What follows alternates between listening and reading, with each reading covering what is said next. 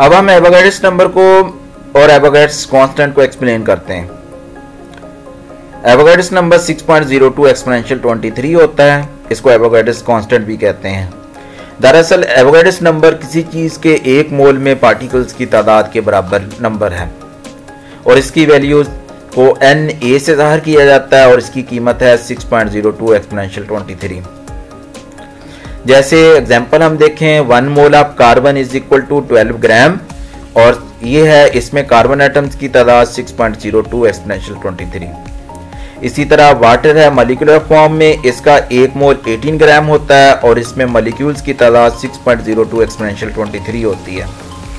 इसी तरह NaCl sodium chloride है, इसका 1 मोल 58.5 ग्राम होता है और इसमें जो फार्मूला यूनिट है NaCl के वो 6.02 एक्सपोनेंशियल 23 है।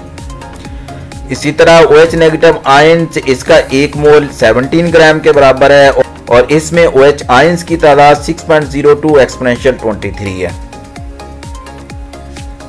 यहां पर हम देखते हैं कि मुख्तलिफ सब्सटेंसेस मुख्तलिफ हालतों में पाए जाते हैं। पार्टिकल्स की तादाद कांस्टेंट होती है और वो 6.02 एक्सपोनेंशियल 23 है। ये कांस्टेंट एवोगाड्रोस कांस्टेंट कहलाता है। अमेडियो एवोगाड्रोस ने सब्सटेंसेस की मैसेज, उनके मोल्स और उनके पार्टिकल्स की तादाद का रिलेशनशिप कायम किया और इस रिलेशनशिप को आज भी इस्तेमाल में लाया जाता है। किसी भी शय के पार्टिकल्स की तादाद मालूम करने के लिए जो फार्मूला इस्तेमाल किया जाता है वो है number of particles is equal to moles multiply by Avogadro's number. आप ये फार्मूला देख सकते हैं, n is equal to small n multiply by Na। इसी तरह किसी भी सब्सटेंसेस के नंबर ऑफ पार्टिकल्स को कैलकुलेट किया जा सकता है। एक एग्जांपल लेते हैं जिसमें 18 ग्राम वाटर दिया हुआ है। इसमें वाटर मॉलिक्यूल्स की तादाद को मालूम करना है, इसके साथ साथ हाइड्रोजन एटम और ऑक्सीजन एटम इनकी तादाद को मालूम करना है।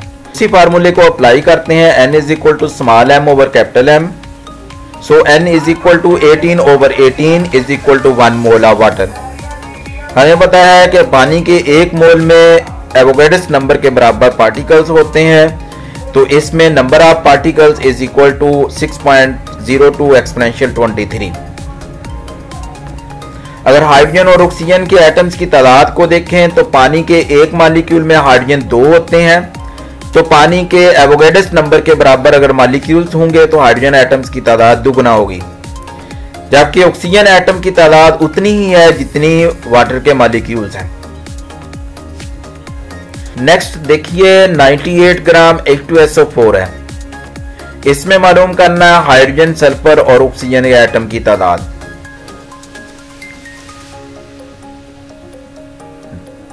गिवन डाटा है, इसमें मैस दी हुई है 98 ग्राम्स।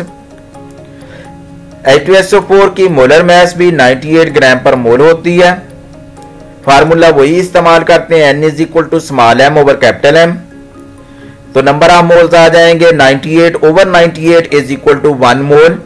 H2SO4 का 1 मोल आंसर आ गया। अगर हम हाइड्रोजन एटम्स की तादाद देखें तो H2SO4 का मॉलिक्यूलर फार्मूला इस पर गौर करें तो हाइड्रोजन एटम्स की तादाद 2 है इसके 1 यूनिट में।